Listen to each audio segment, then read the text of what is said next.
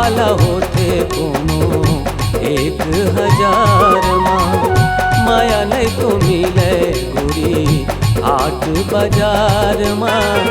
दिल वाला होते कोनो 1000 माँ।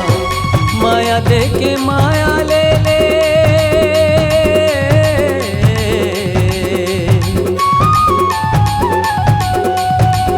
माया दे के माया ले ले सस्ता यौ सरार माँ।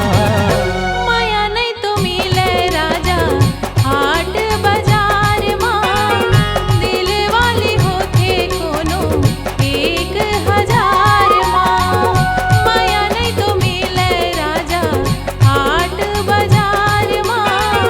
दिल वाली होते कोनो 1000 माँ।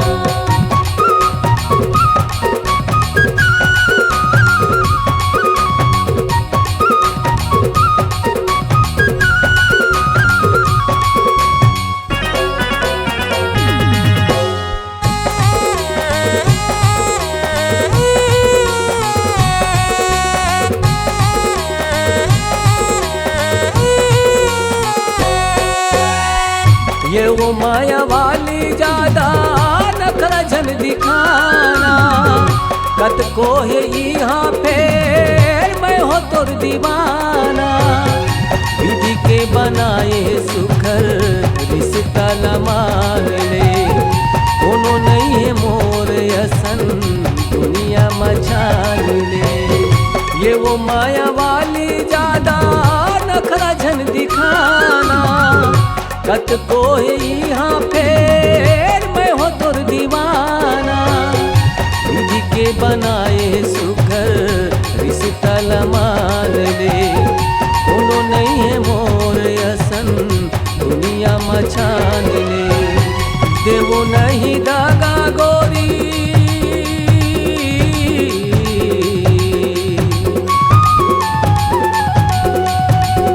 देवो नहीं दागा गोरी माया के करार माँ। माया नहीं तो मिले राजा हाट बाजार माँ। दिल वाली होते कोनो 1000 माँ। माया नहीं तो मिले राजा हाट बाजार माँ। दिल वाली होते कोनो 1000 माँ।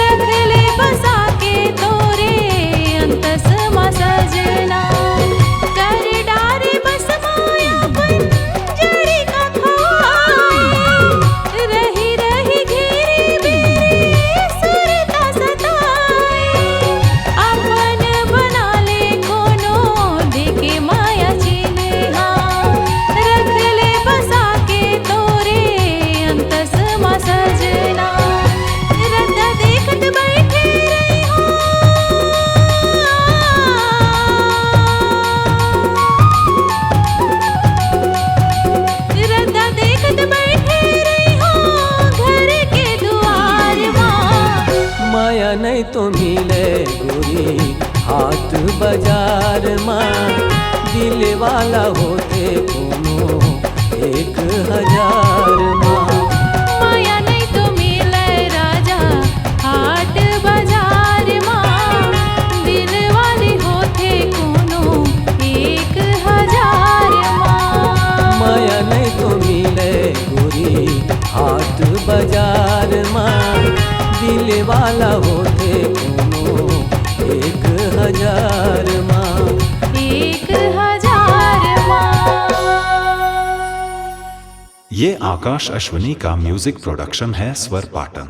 अभी आप सुन रहे थे लोक गायक महादेव हिरवानी एवं विनीता सिन्हा के स्वर में छत्तीसगढ़ी गीत।